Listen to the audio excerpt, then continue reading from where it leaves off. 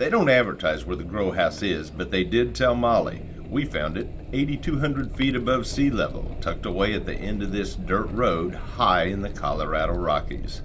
Inside this old home, Tanner is hard at work. He's in the cloning room. Only to him, it's not really work. I was raised in Iowa on monoculture farms, and this is just a dream come true for me. You're living the dream here. Yep. Just growing, like it's inspiring me now.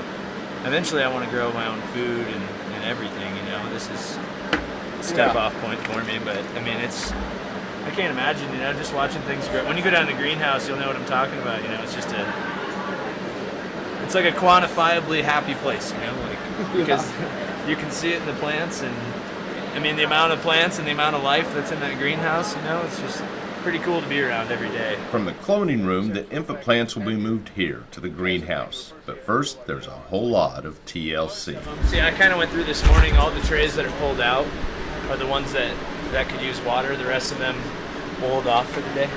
And you just kind of look at them to determine and feel them, and yep, stick your finger in there and see if it's absolutely if they're happy. Yep, that's exactly it. They'll tell you.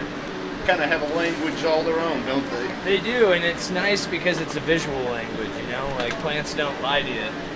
They tell you if they're thirsty or if they're overwatered. And it's a growing operation that is, growing quickly. When I started here, I think we grew 350 plants, and now, man, I don't even know.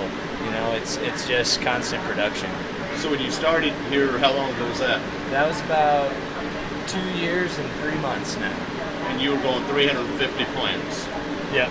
And now, ballpark it. 2,500, I don't know. It's a complicated process with a lot of experimentation. Right, and that's the hard part. Differentiating.